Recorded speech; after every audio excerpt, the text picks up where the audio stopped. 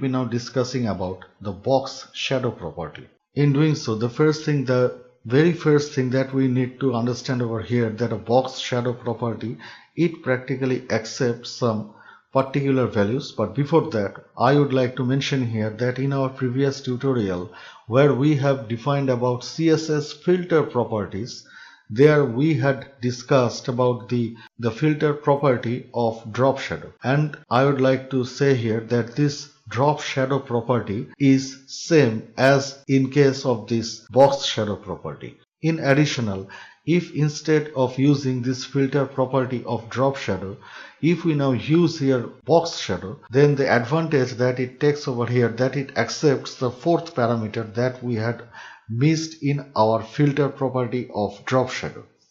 So let me explain. In the first case, we need to provide this particular syntax of box shadow.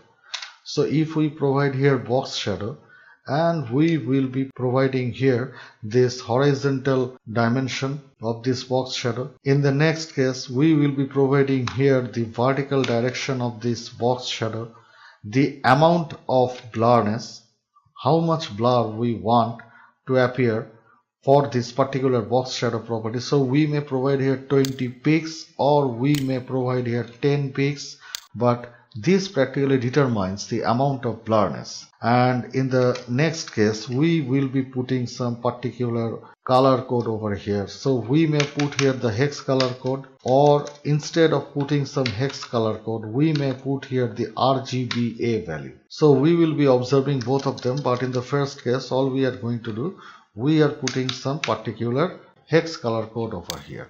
Now if we press Ctrl S and get back to our project and reload, we can see that this is practically the output, and here comes the box shadow property. Now if we just put a negative value in case of this horizontal direction, and if we reload, we can see that it comes over here.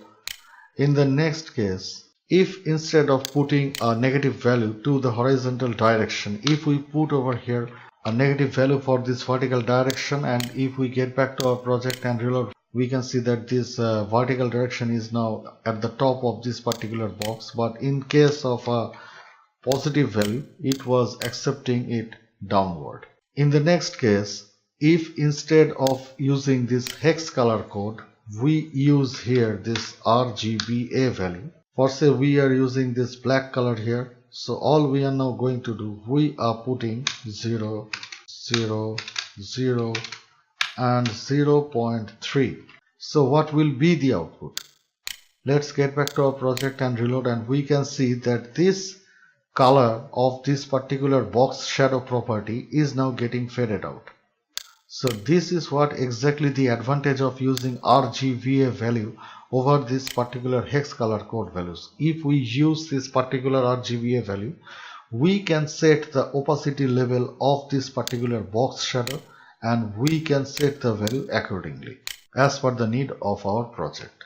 But right now we won't be using this particular value, as we have to discuss a lot about some other properties. So we'll be reverting back to our hex color code, and here it goes.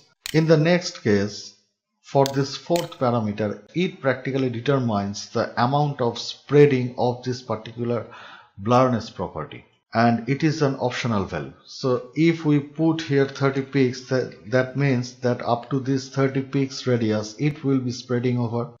Now if we get back to our project and reload, we can see that this is the exact output that we are observing right over here.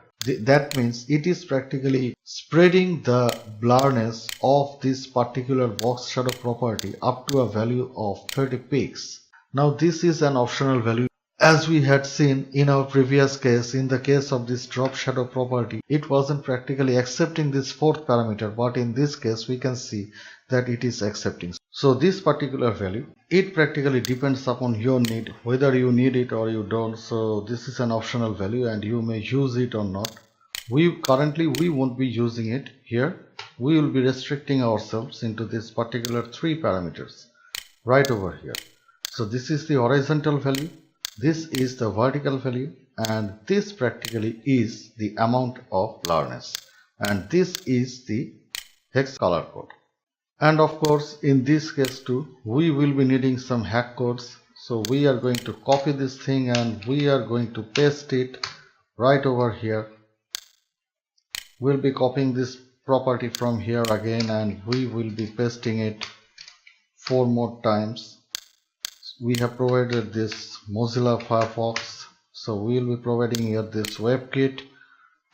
Then we'll be providing here this particular Opera, and for this particular IE hack code. We are all set now to go for head for our next project. It is the text shadow. But in that case, all we'll be needing some particular paragraph elements over here.